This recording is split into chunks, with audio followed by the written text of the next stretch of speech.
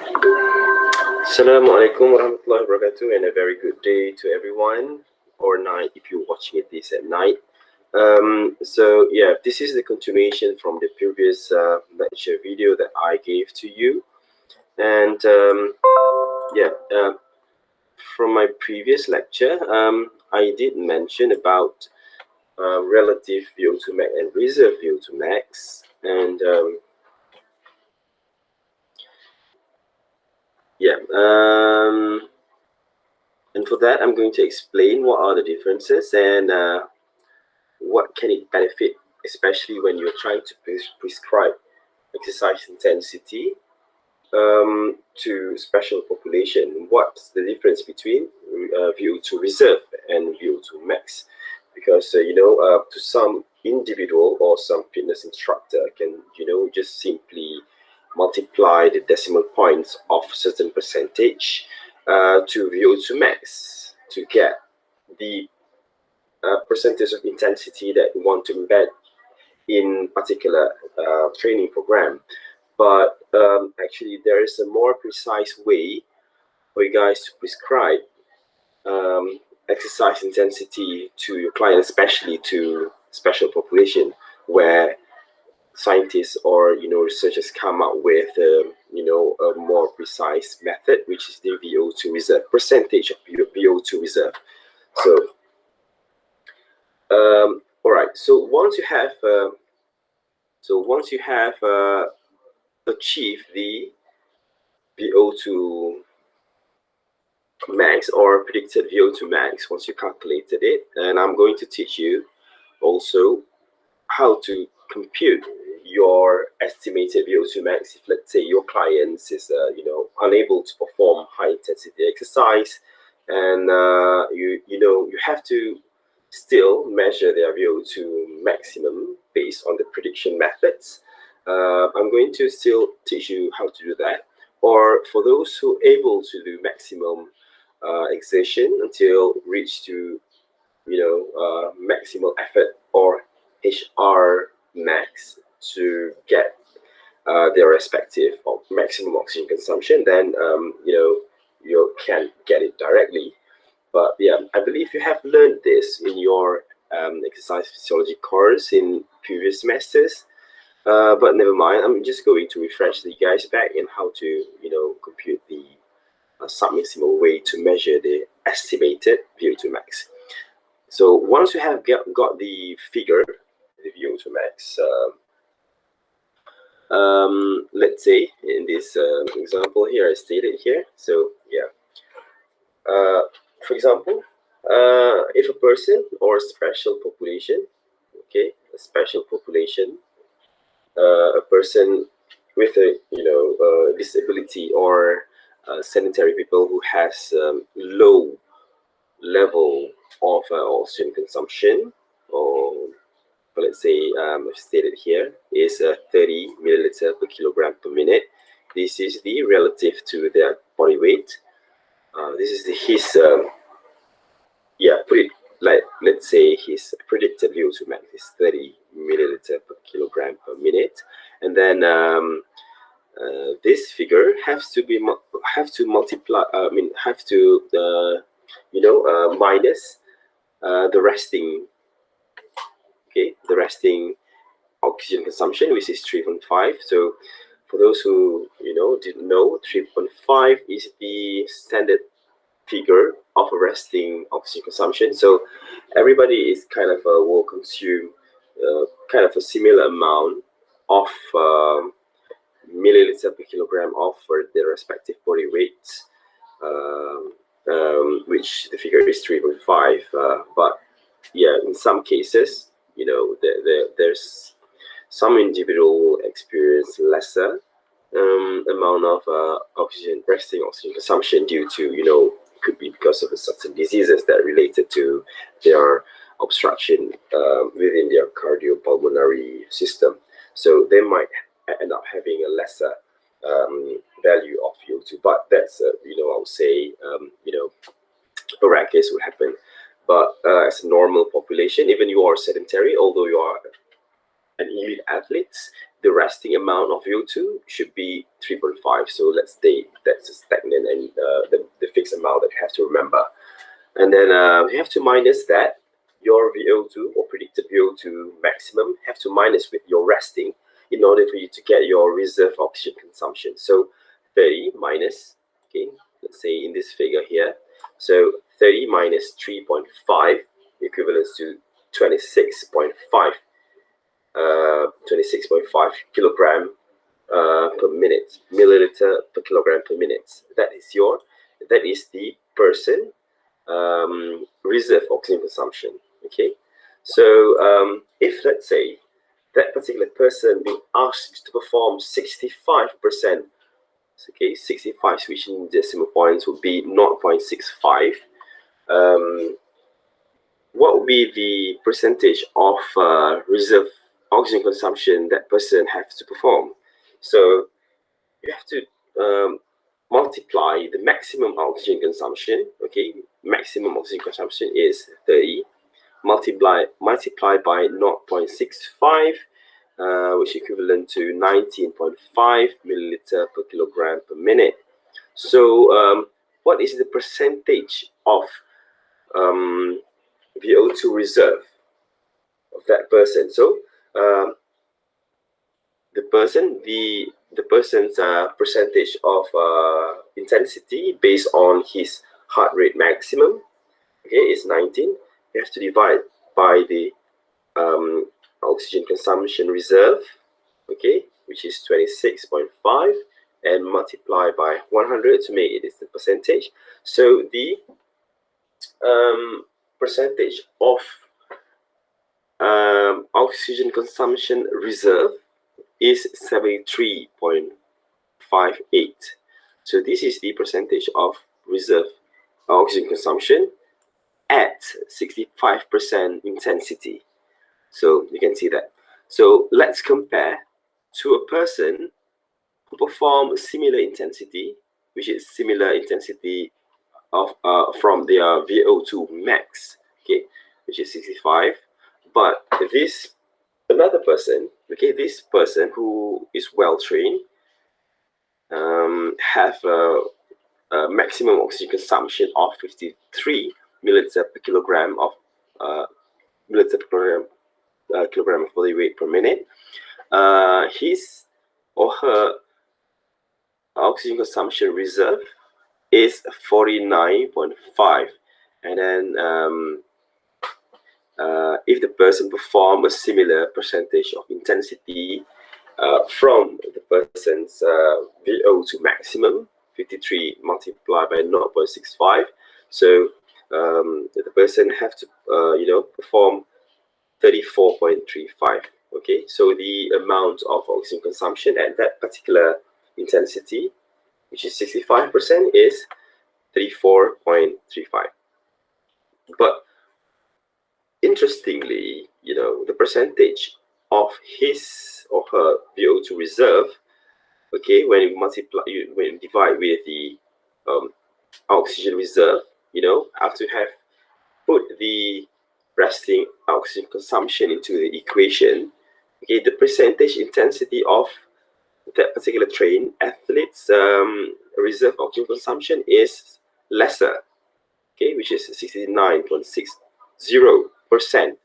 So under similar intensity, both special population and trained athletes have a different,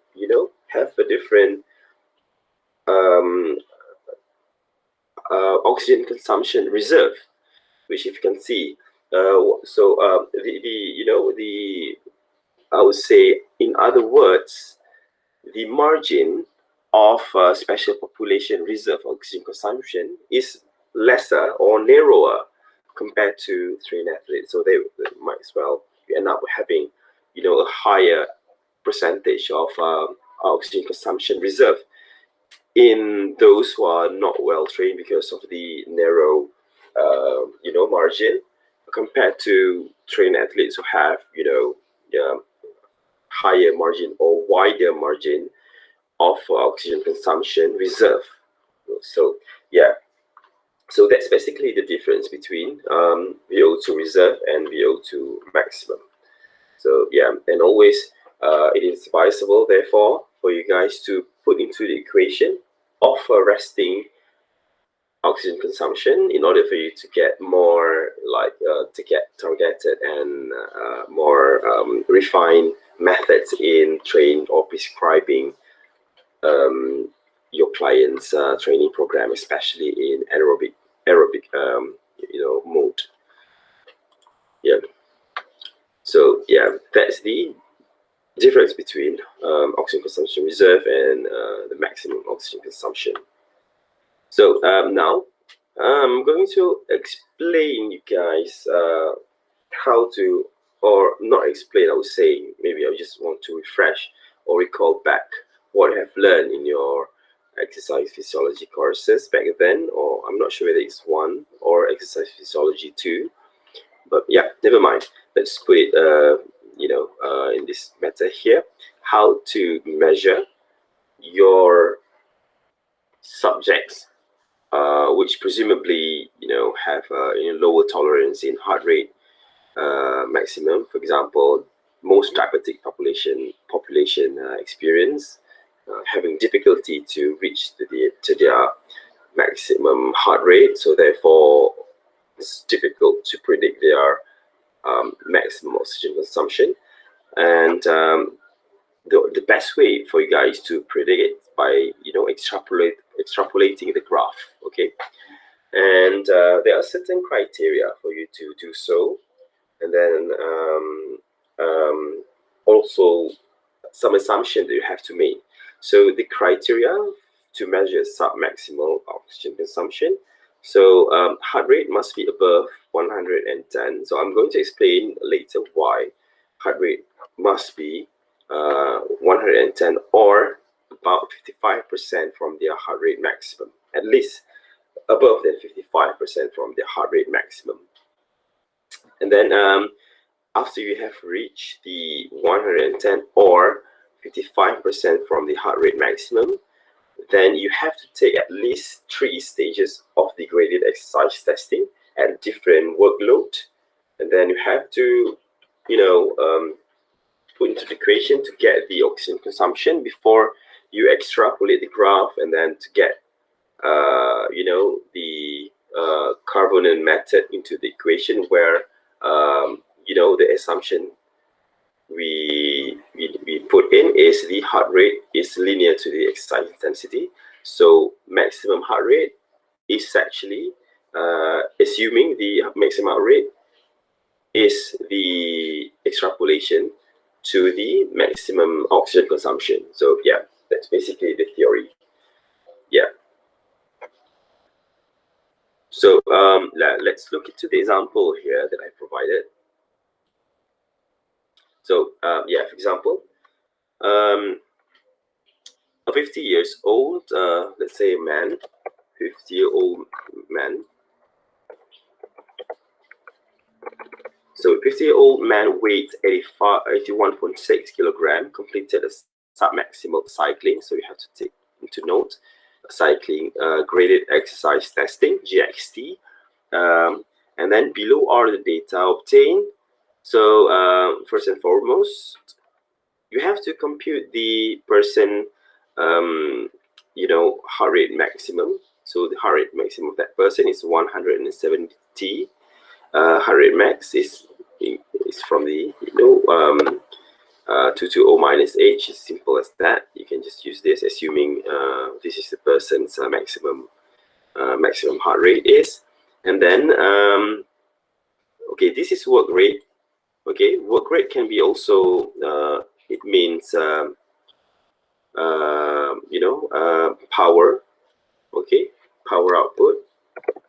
This is power. If you can see from the unit here, kilogram meter is work.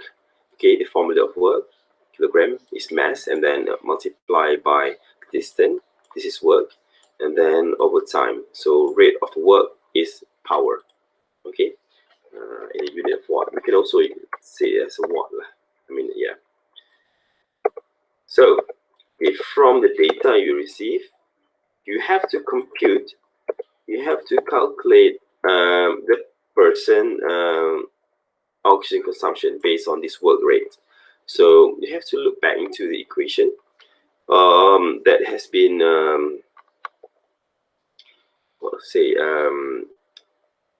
come out by ACSM. So I've provided a list of equation, metabolic equation. So we have to look where is the equation for late ergometry equation. This is the late ergometry because it's the cycling. So yeah, the correct or the formula that we have to use is power up in 300 and 1200 kilogram meter per minute, or 50 to 200 watts is this one. So yeah, so we have to use this formula. So VO2, so VO2 equivalent to 1.8 times kilogram meter per minute, which is the power output, and then because the power output is given in the question, and then divide by mass, okay, the person's mass in kilogram, and then plus 7. So yeah, so that's basically the equation that you need to use. So yeah, so let's compute them now, and then so yeah, so 300. So let me just quickly calculate this. So yeah, so 300 k times the work rate is 1.8 equivalents to 540, divide by the mass. So the person's mass is 81.6, and then plus 7. So yeah, the first stage, okay, the first stage of this person, when the guy performed under the work rate of 300 kilogram minute per, you can just simply say in watt, okay, and the 300 watt is 13.617. I'm going to just round it to 62, okay.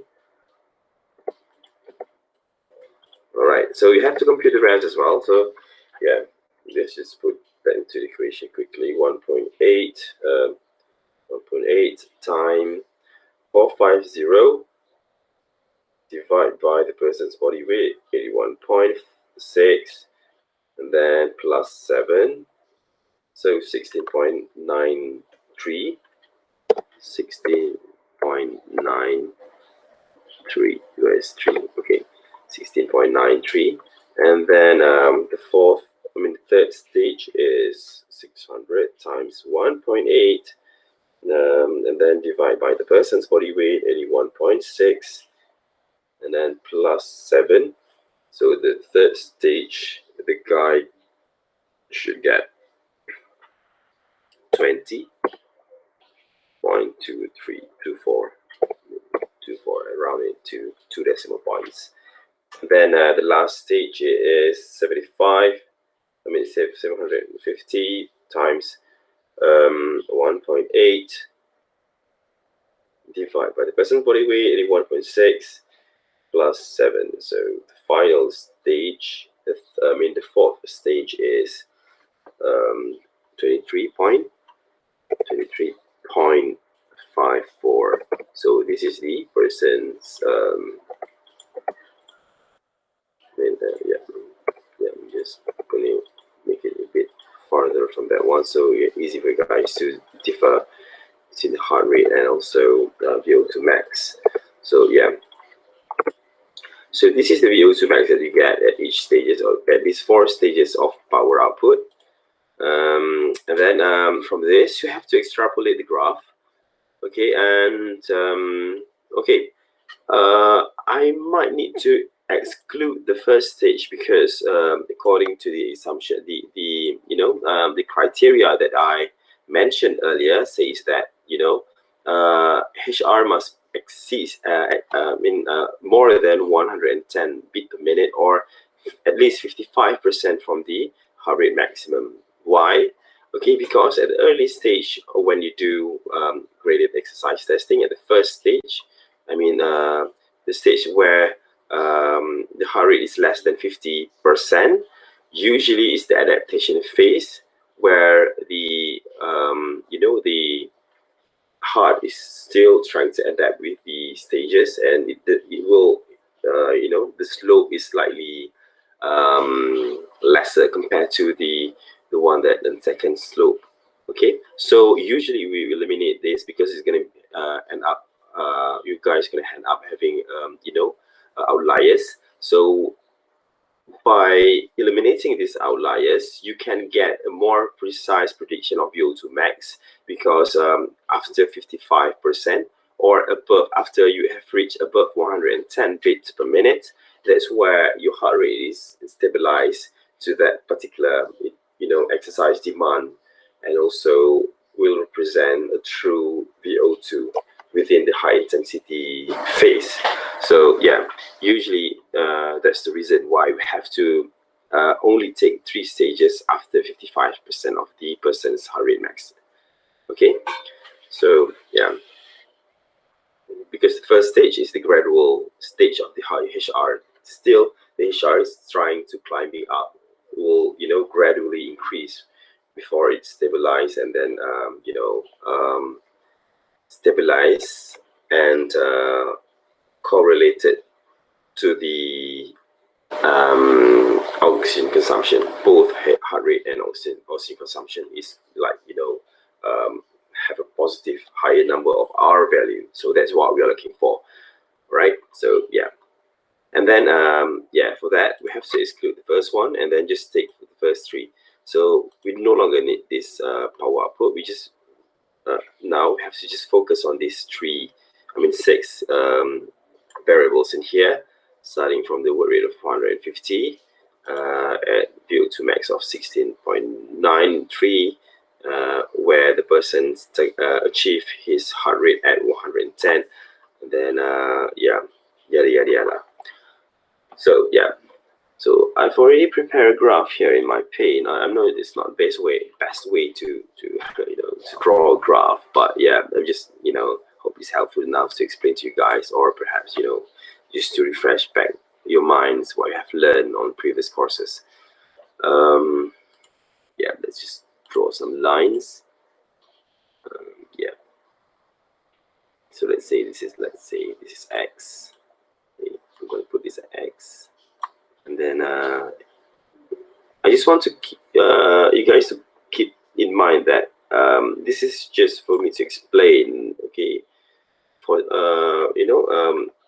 might be not accurate enough.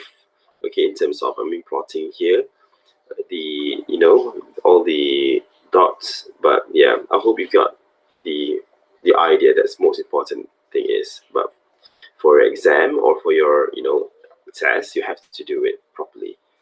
All right, so yes, where's the all right, so I'm going to put side by side, so I think it's easy for me to oh, it's happening again for me to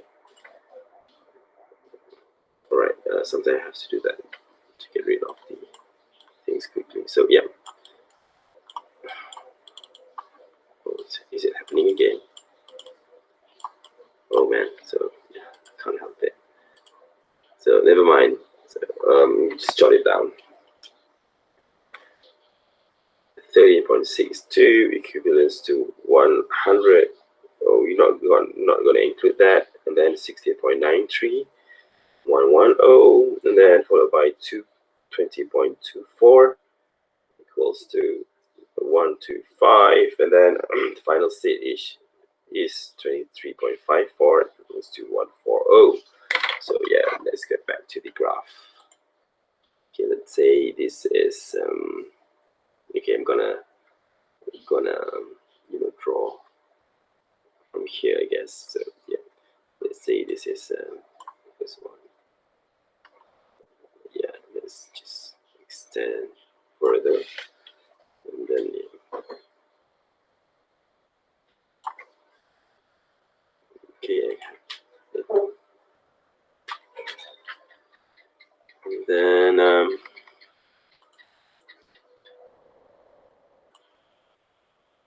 stage is this one. Yeah, so let's say this is 15. This is let's put this as VO2.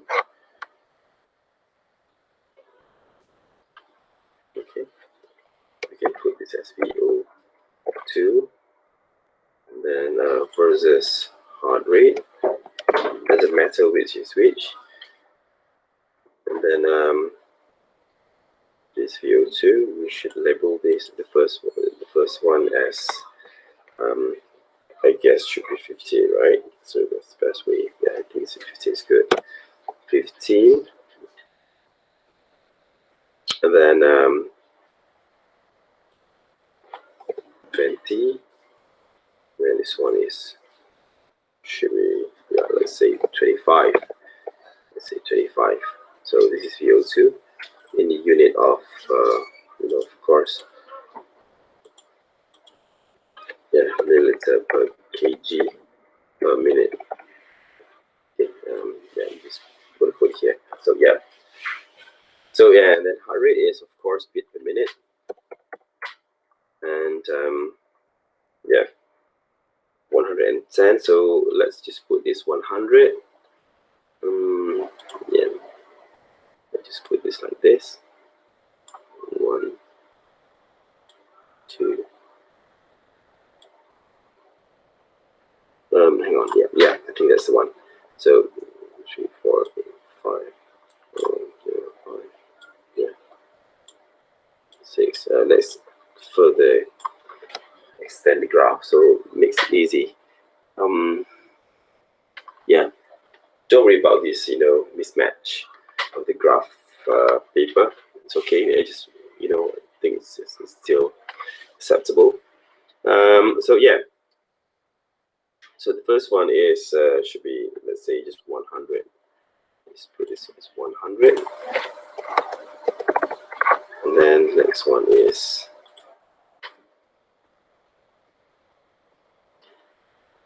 110. Can I say that? Okay, and then 120. Followed by 130. 140. Okay. Yeah. I might need to further extend the graph, I guess. Okay. Further extend the graph, 50, and then this is 150. And then yeah. So let's say, okay, I have to add more graph at the other end. Okay, yeah.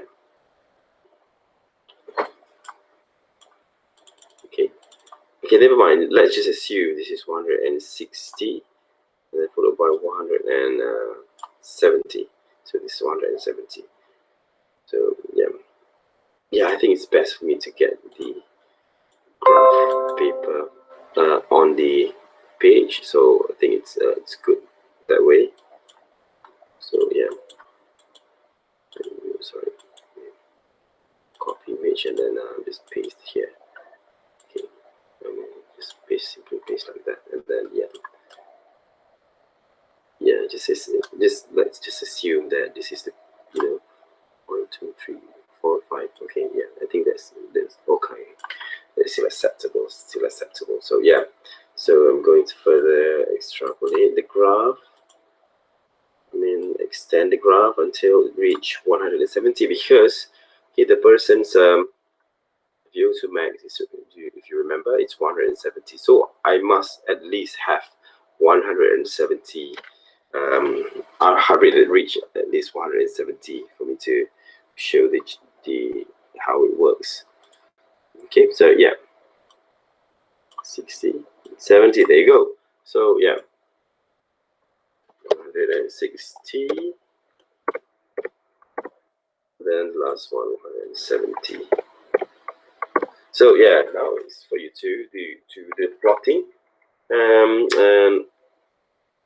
at 110 has 16.93, like let's say 17.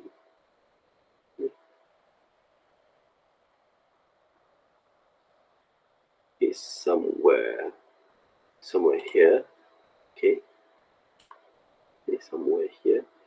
Okay, let's just assume that this. Okay, somewhere here, and then at 125. Okay, 125. Okay, the person's achieved get to 20.2. 20.2. Yeah, like here. Okay, just ignore the inaccuracy of the plotting. Yeah, apologize for that. And then at heart rate 140 is 23.54. 23.54. 21, 22, 23, 25. Yeah, somewhere here. So yeah. So okay, let's just what is this? Okay, let's just plot this one in case see whether is it really an outlier because the heart rate is less than 55%. Yeah, 100 is 30.62. 13.62. Okay, it's somewhere down there. I mean, yeah, can't really reach that, am I? Yeah, 13 should be,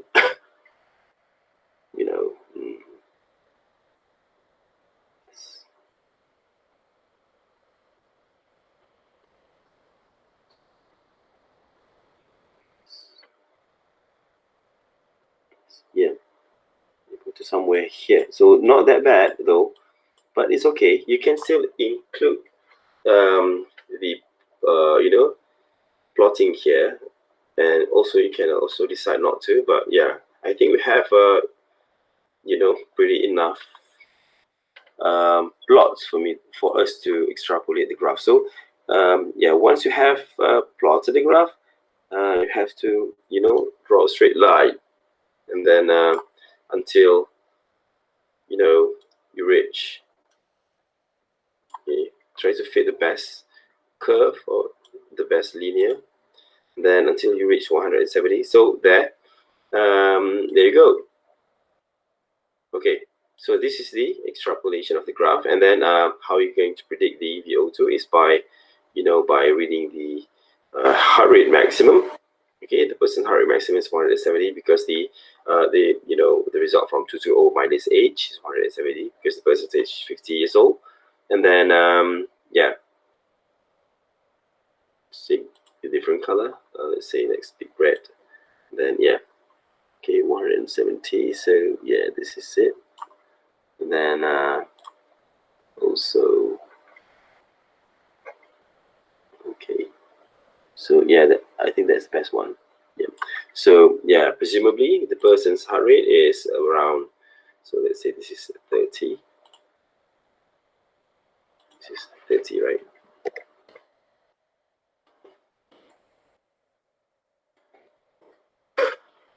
Okay. So the person's predicted oxygen consumption is about yeah 29 point 2, something like that. So yeah, 29 point just put it like 29.3 kilogram per mil per kilogram per minute. So yeah, this is the prediction. How we can do a prediction methods in measuring high intensity, high maximum oxygen consumption. So yeah. So I hope you can recall back what I have learned last time. So yeah, So the person's predicted VO2 max is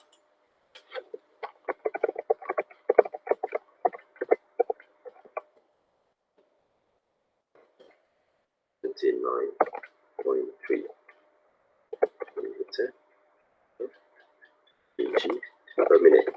So yeah, that's the reading of the person's predicted VO2 max. So, yeah. So that's that, and so yeah, I hope that helps you. So when dealing with special population of low fitness individual, make use of the VO2 reserve that I was mentioned just now. Okay, once you have get the estimated, and you can prescribe the exercise, particularly in aerobic mode, using the VO2 reserve. Okay, and then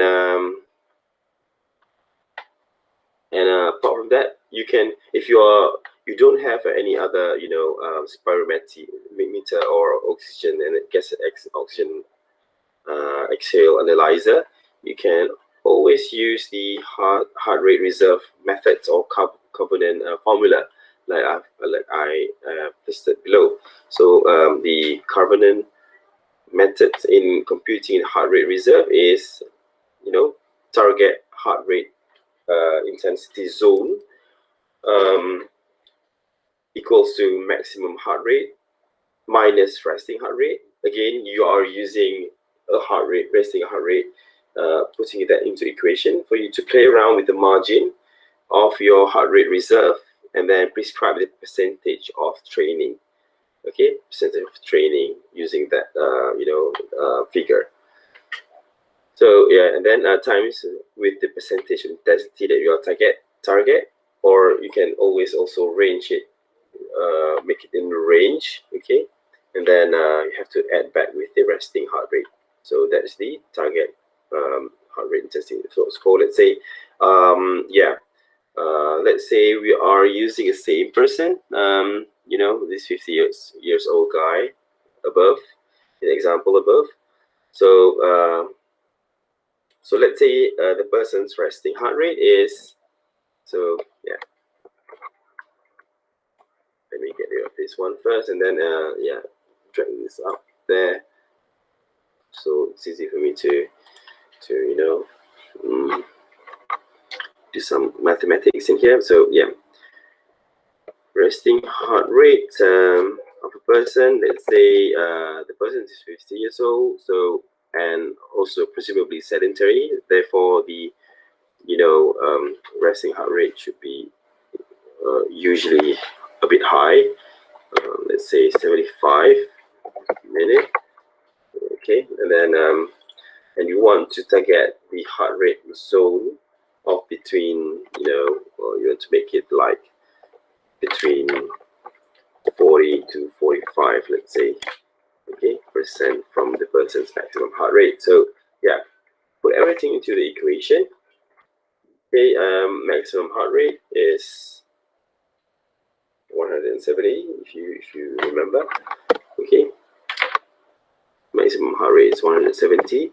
Okay, minus by the resting heart rate of that person, which is 75. Okay, therefore you're going to get the reserve. Okay, heart rate reserve. This is actually heart rate reserve already. And then you have to time the decimal point of the intensity. Let's say you want to do 65% of intensity, which is the 0.65. Okay, and then do that first. Okay, do the mathematics first in here, and then the result you should add. Sorry, add the resting heart rate back. Okay, which is the 75. Okay. Sorry. Yeah, the range is not 0.65. I'm sorry. So we are getting 40, right? So 0.4. So 0.4, and then the other equation is I'm just gonna copy and paste this again.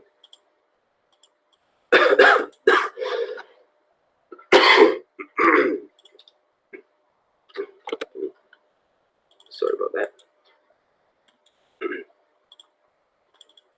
Copy and then paste it here. Let's say yeah, and then 0.45 because we are target within, in between this zone.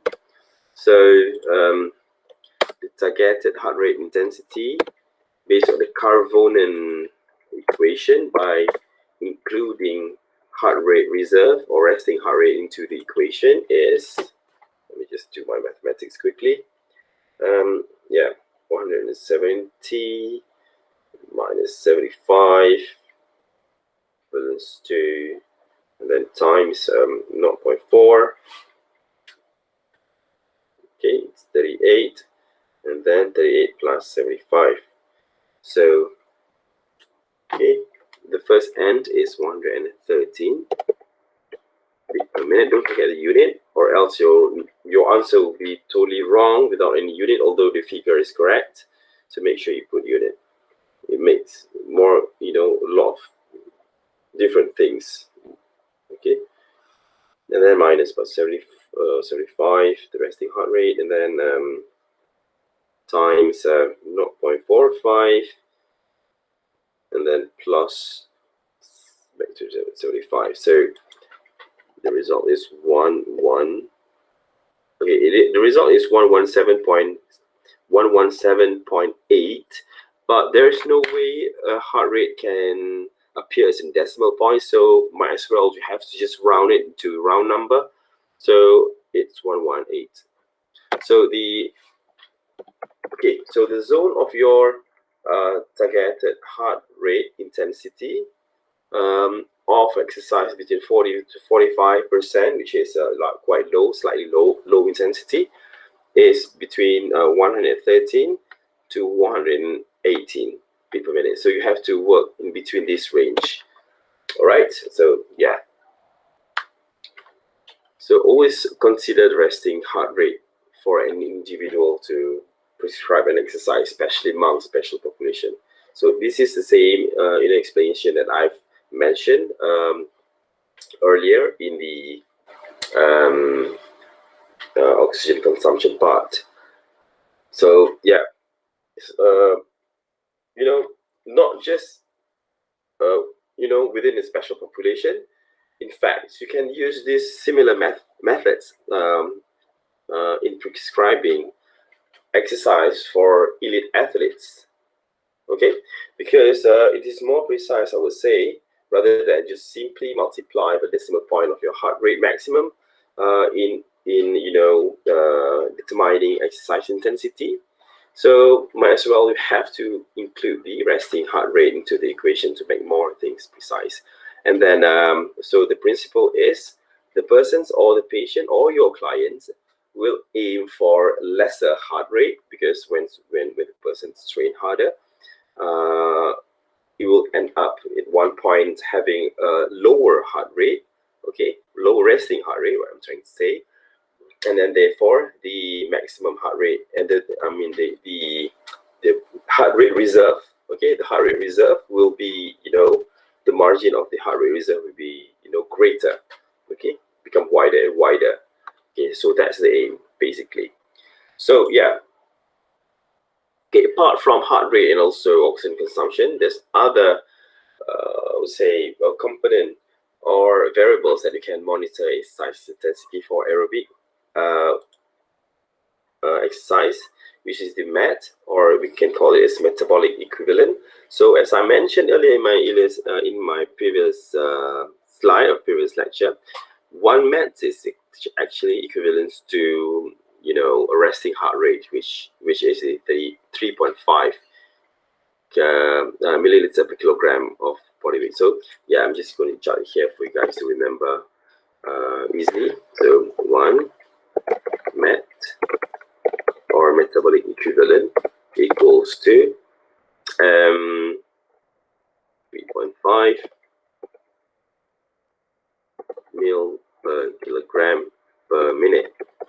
So that's so basically when you have an amount of your maximum or a certain degree of oxygen consumption, if you're measuring oxygen consumption, you can straight away compute the MET value.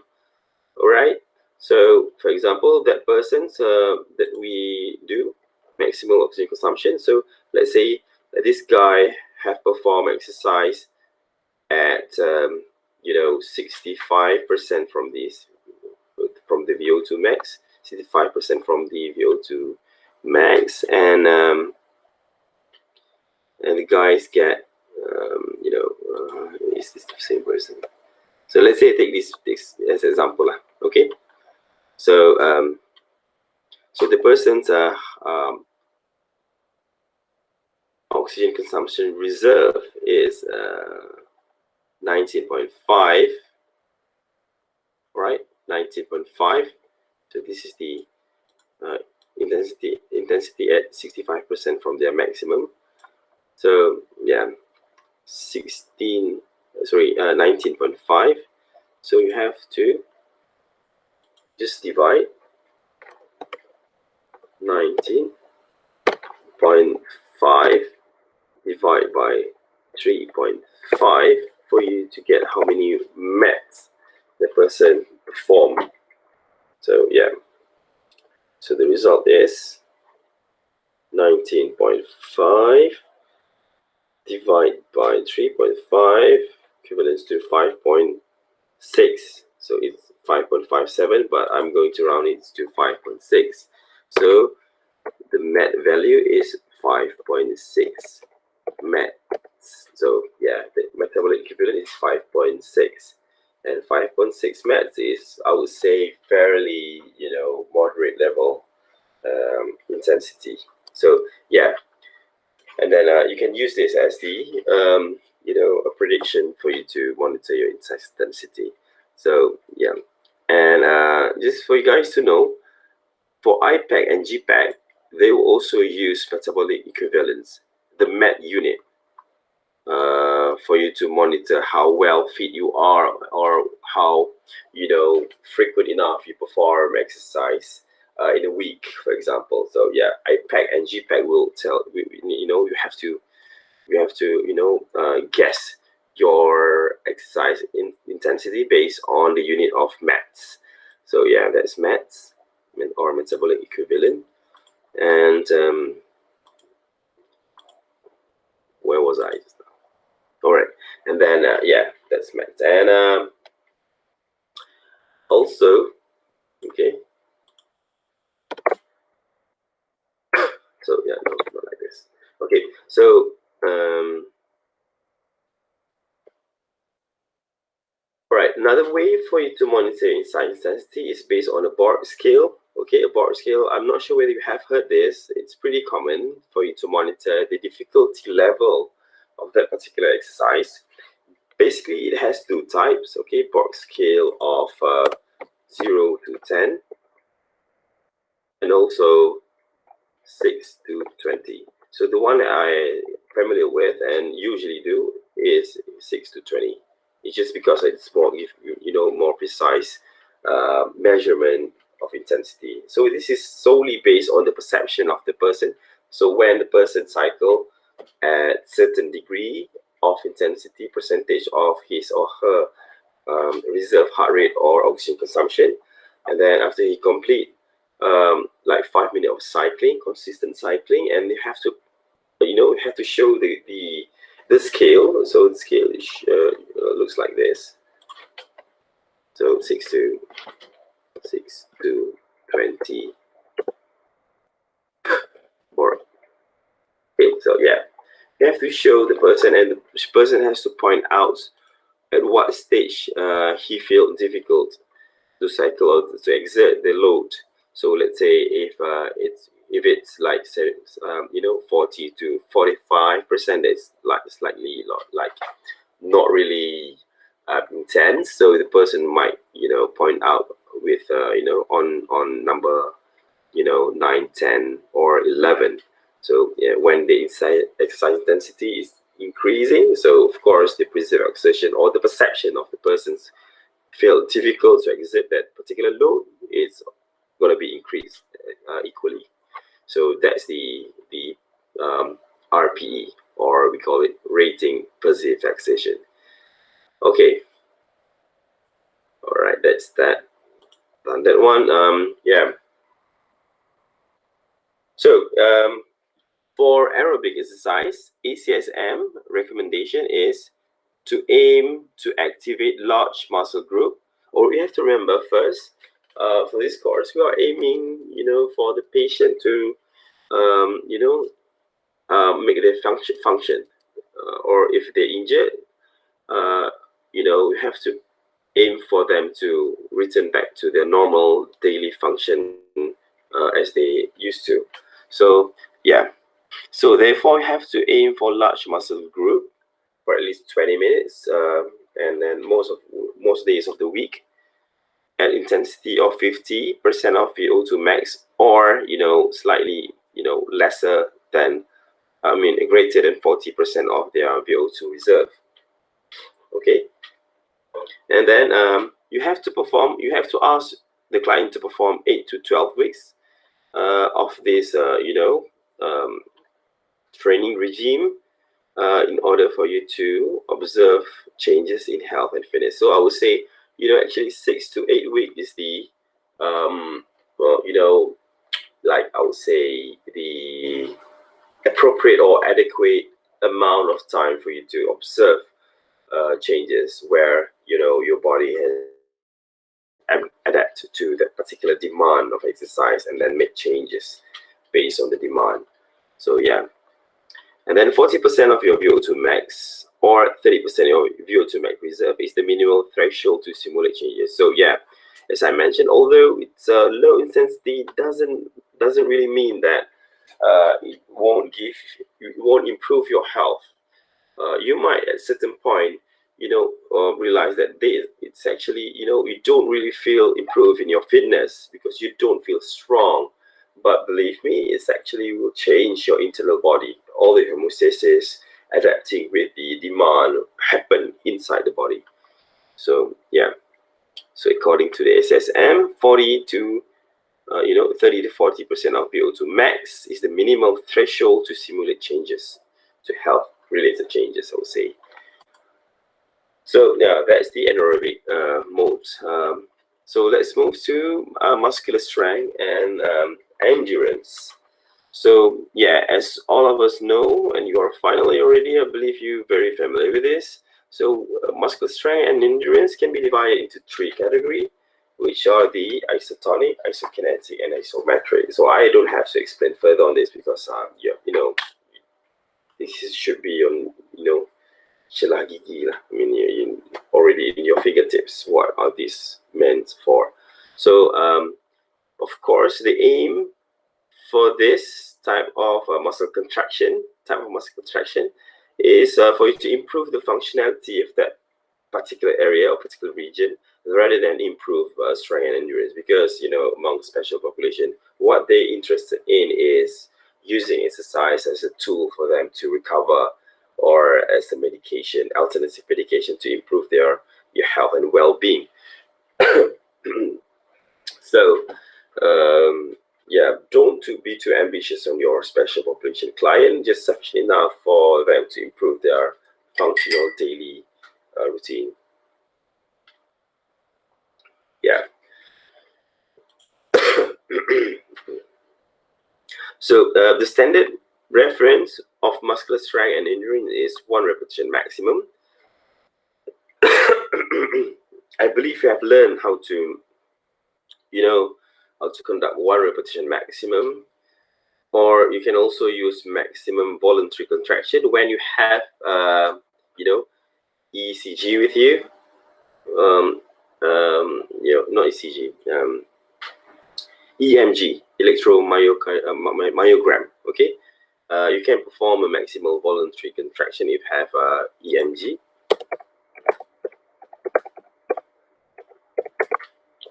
Electromyogram. If not, I know EMG is quite expensive and high end. You have to have a certain skills, and you have to be well trained to perform EMG and perform MVC. But the one that you can do in the gym is 1 repetition maximum. So I'm not going to explain further as well for this. So you have to just refer back to your old notes and your old courses. And then yeah, and of course 1 RM, since it's a single repetition of the maximum load that you can lift, just 1 repetition. So it's actually will lead you or increase the potential for the persons who perform it into fall into an injury. So there's methods for you to measure your 1 repetition maximum, same like oxygen consumption. Yeah, I'm not going to explain that as well, because I believe I've learned that how to predict 1 repetition maximum based on certain repetition and percentage of loads. You have to just refer back to your old notes, and then once you have get the number 1 repetition maximum, yeah, you should prescribe the training program to improve muscle strength and endurance.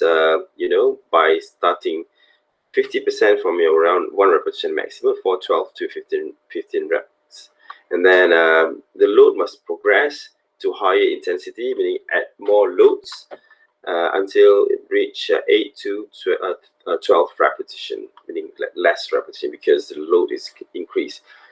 Yeah.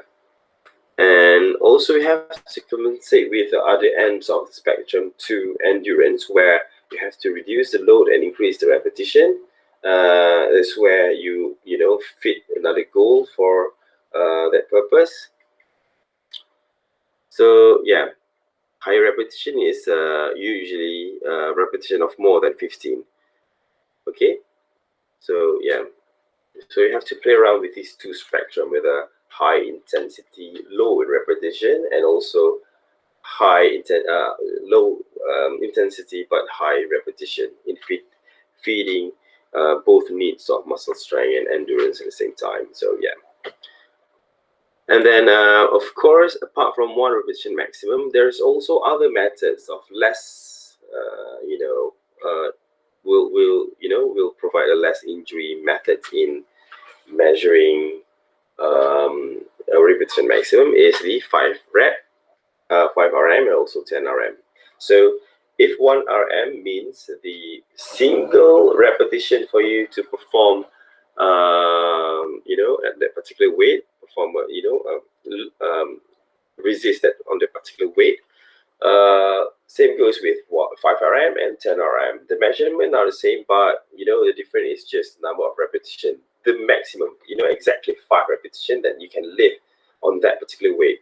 So you unable to lift on the 6th repetition. So 6th repetition, no, cannot. The 5th repetition is the the amount of repetition that you can only perform at that particular weight. So that's 5 repetition maximum. And of course, the value of 5 repetition maximum, the load value, I mean the figure of the load of 5 repetition maximum and 10 repetition maximum is way lesser, okay, compared to 1 repetition maximum. So that's why they come out with these methods, because it's less risk, especially for those who want special population. Because to some, the prediction of 1 repetition maximum, using an indirect way is they don't really believe that. Might as well they measure other method that is actual without prediction, but in lesser intensity. So they come out with 5 repetition maximum and 10 repetition maximum. At the end, when you have this figure, you can prescribe intensity of the load based on this. Okay, it's like maybe 60% from 5 repetition maximum. If you got guys, or example, 70% from 10 repetition maximum, and then the person will perform the exercise based on this percentage, okay, relative to the percentage. So yeah, so that's strength and endurance. And then yeah, let's move to flexibility. So flexibility, perform stretching before and after workout to prevent injury. Of course, this is like, oh no, I don't have to explain it, guys. Of course, you have to warm up first and then perform flexibility, because you have to increase the core body temperature, because your body is like a steel. If you don't preheat it, it will break if you bend it. You make sure you have you preheat, you heaten it before you bend it, then it will become flexible. So yeah, perform 2-3 times per week. Flexibility must perform 2-3 times per week to increase range of motion and to improve functionality. And based on ACSM,